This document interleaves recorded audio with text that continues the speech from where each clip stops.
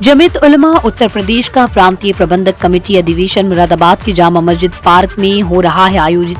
जमीयत उलमा हिंद के अध्यक्ष मौलाना महमूद असद मदनी मुसलमानों को नेताओं के बारे में समझाते हुए नजर आए। मदनी ने साफ कहा कि देश में मुसलमानों को गालियां देकर मलाई काटी जा रही है। मदनी ने मुसलमानों को संबोधित करते हुए कहा कि अपने इलाकों में ऐसी जमात बने जो कुछ भी गलत होने पर विरोध में काले झंडे लेकर खड़ी हो जाए। इसके लिए अल्हम्दुलिल्लाह ये फैसला भी हो गया ना। ये फैसला ये फैसला हो गया। अगला इजलास उसकी तारीख आज तय हो जाएगी, जगह भी आज तय हो जाएगी। एक फैसला ये हो गया। दूसरा फैसला ये हो गया कि खर्चे का और खाने पीने का वहां के मकामी साथियों के जिम्मे नहीं होगा, बल्कि हम लोग खुद करेंगे। जानना नदी भी करते हैं, उसमें थोड़ा और लगेगा बस, तो वो बजाय मकामी साथियों के हम खुद करेंगे शरीक होने वाले, तो आसान हो जाएगा, लगातार होगा। एक बात तो ये हो गई। दूसरी बात ये है, संग से शीशा बना, शीशे से पैमाना बना। संग कहते पत्थर को, संग से शीशा बना, शीशे से पैमाना बना। हम हैं उस मट्टी से जिस मट्टी से परवाना बना। हम हैं उस मट्टी से जिस मट्टी से परवाना बना।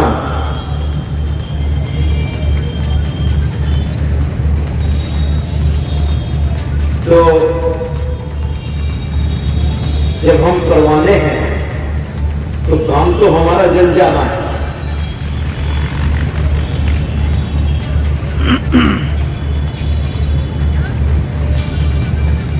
शायद मैं इसे को दूसरे अंदाज से भी कहा,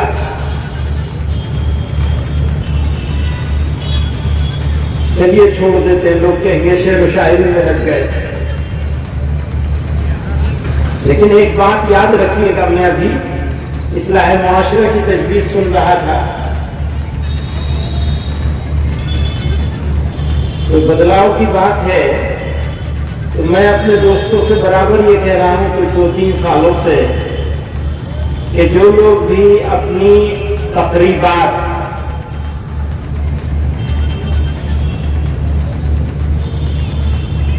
गैर इस्लामी तरीकों से, गैर शरई तरीकों से, कुफरिया तरीकों से कर रहे हैं, जमीयत उलमा हिंद को उनके खिलाफ लड़ना चाहिए। अगर जुल्म होगा तो जुल्म के खिलाफ कौन लड़ेगा? जमीयत लड़ेगी या खामोश बैठी रहेगी, तमाशा देखेगी? तमाशा तो नहीं देख सकते ना, लड़ना पड़ेगा, चाहे अंदर से हो रहा हो चाहे बाहर से हो रहा हो। तो हम लोग बाहर से तो जुल्म के खिलाफ लड़ने को बहुत पसंदीदगी से देखते हैं और देखना भी चाहिए, लड़ना भी चाहिए।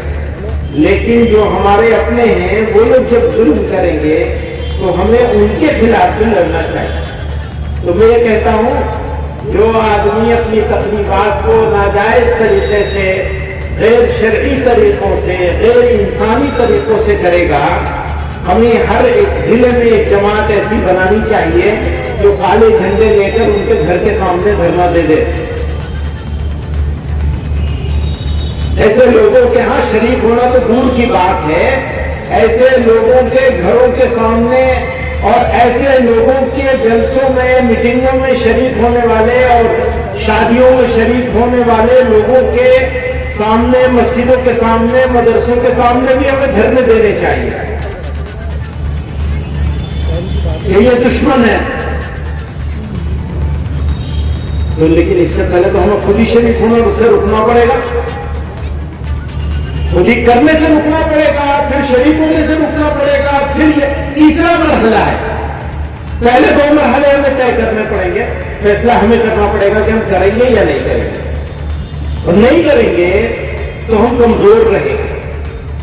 हमारी कमजोरी अगर हमने मिल्लत की दूर करनी है तो हमें अपने अंदर ताकत पैदा करनी पड़ेगी। और हमारी सबसे बड़ी ताकत वो है कि हम अपने मुआशरे की, अपने समाज की इस्लाह करें, समाज को सुधारें, समाज की कमियों को दूर करें और اور لڑنے کے لیے تیار ہیں ان سے جو مسلمان ہو کر کے ناجائز و حرام کام میں مبتلا ہے۔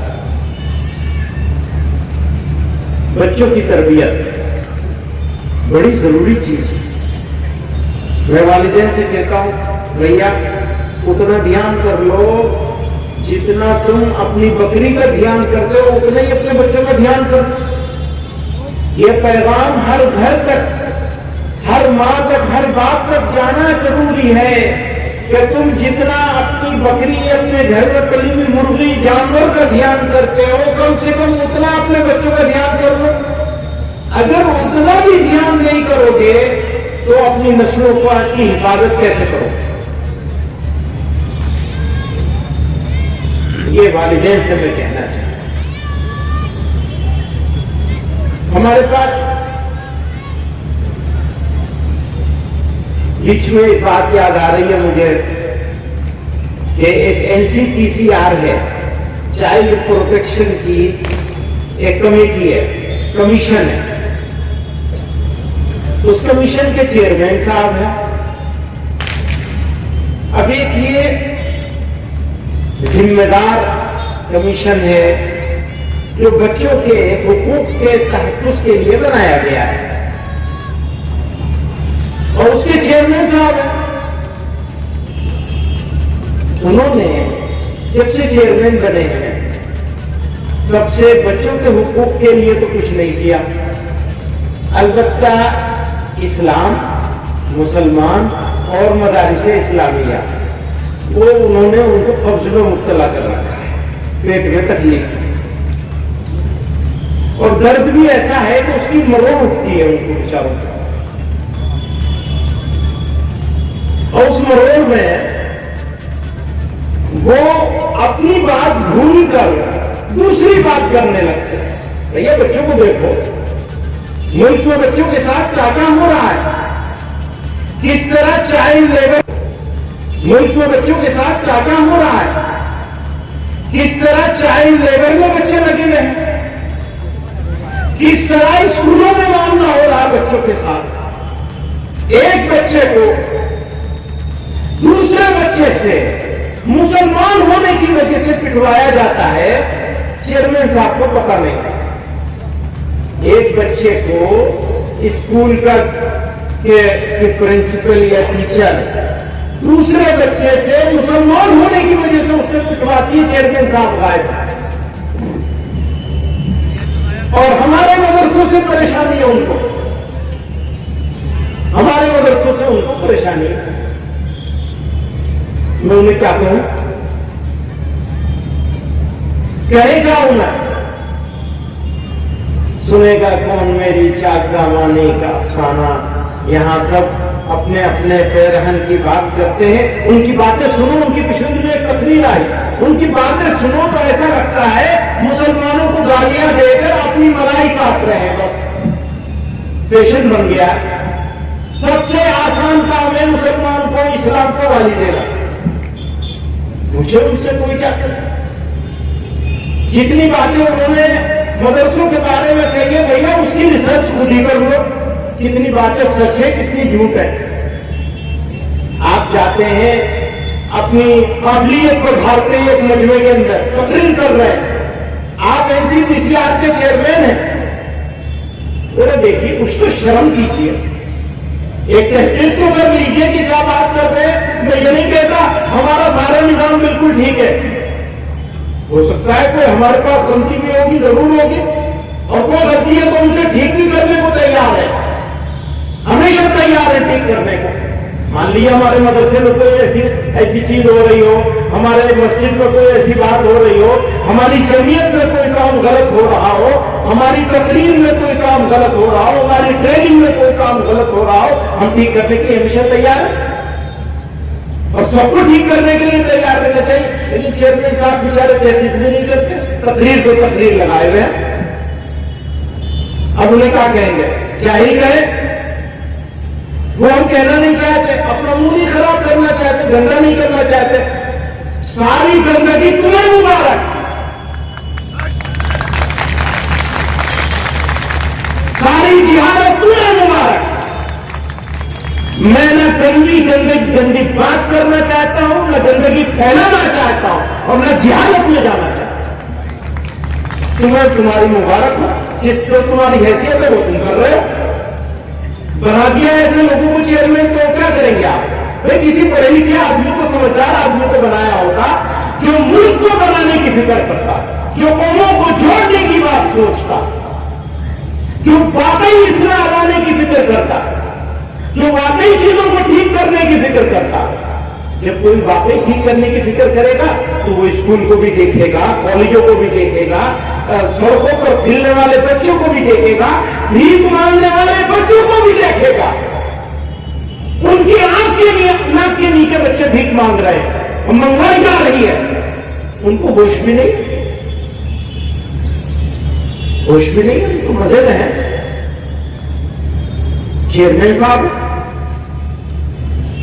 300 سال پرانی بات انہیں یاد آ رہی ہے۔ سبحان اللہ۔ تو اس سے زیادہ میں ان کے بارے میں کچھ نہیں کہنا چاہتا، کہنے کو تو بہت کچھ ہے۔ ان کو یہ بھی نہیں کہنا چاہتا کہ تم میرے پاس آؤ، میں تمہیں بتاؤں کہ تم نے کیا کیا غلط کہا ہے، اسے ٹھیک کر لو، بھیا کم سے کم صحیح بات تو کہو۔ وہ بھی نہیں کہنا چاہتا، وہ اس قابل بھی نہیں ہے چیئرمین۔ تو کاٹ لو ملائی، وہ اچھا جملہ میں نے کہیں پڑھا، کسی صاحب نے لکھا گالیاں دے کے ملائی کاٹ رہے ہیں۔ بس آسان ہے، پڑھنا نہیں پڑے گا، لکھنا نہیں پڑے گا، ریسرچ نہیں کرنی پڑے گی، صحیح بات ہے۔ وہ دل میں ایک نفرت ہے، کیسے اس کا اظہار کریں گے؟ ووٹ بیداری کی بات آئی، میں ووٹ دینے کی بات نہیں کرتا، لیکن ووٹر لسٹ کو صحیح کرنا اور اس کو صحیح کروانا یہ آپ کی ذمہ داری ہے، ہماری ذمہ داری۔ اگر اس ذمہ داری کو ہم نے ادا نہیں کیا آج کی تاریخ میں تو ہم مجرم ہوں گے، سمجھ لیجئے یہ جرم ہمارے اوپر آئے گا، نسلیں معاف نہیں کریں گے۔ آپ کو بیدار ہونا ہے، قربانی دینی ہے، جدوجہد کرنی ہے، کوشش کرنی ہے۔ کوئی ایک بچہ بچی جو عمر ہو چکی ہے اور اس کو انکلوڈ ہونا ہے اس لسٹ میں، وہ بچنا نہیں چاہیے۔ لسٹ ٹھیک کرائیے، جس کا انتقال ہو گیا اس کا نکلوائیے، وہ رہنا نہیں چاہیے، جو نہیں چلا ہے وہ چل جانا چاہیے۔ شادی کر کے لائے تو پھر فوراً وہاں سے کٹوانا چاہیے، یہاں چڑھوانا چاہیے، اور کوئی دوسرا نہیں کرے گا، یہ ہمارا اور آپ کا کام ہے، جمعیت علماء کا کام ہے۔ اگر ہم یہ دعویٰ کرتے ہیں کہ ہمارا تعلق جمعیت علماء سے ہے، یا تو کام کر لیجیے یا ہٹ جائیے، ہمارا ادھیکار نہیں رہے گا پھر اس جمعیت علماء سے وابستہ رہنے کا۔ اگر ہم آرام سے سو گئے، اگر ہم نے محنت نہیں کی، اگر ہم نے قربانی نہیں کی، اگر ہم گاؤں گاؤں محلے محلے نہیں گھومے، ضروری کام ہے جیسے مطلب قائم کرنا، ضروری کاموں میں سے سب سے ضروری کام ہے ایمان کی حفاظت کرنا۔ پھر دنیاوی لحاظ سے دیکھیں تو پھر کاغذات کا صحیح کرنا ہمارا سب سے ضروری کام ہے۔ یہ مذاق نہیں ہے۔ طوفان گزر گیا ہے سڑک سے، اور آرام سے، آرام کا وقت نہیں ہے، کام کا وقت ہے، محنت کا وقت ہے، توجہ کا وقت ہے، اخلاق کو درست کرنے کا وقت ہے، صبر و تحمل کے ساتھ صدر سکندری بن جانے کا وقت ہے۔ جو صبر نہیں کر سکتا وہ شکر بھی نہیں کر سکتا۔ بے شمار نعمت پروردگار عالم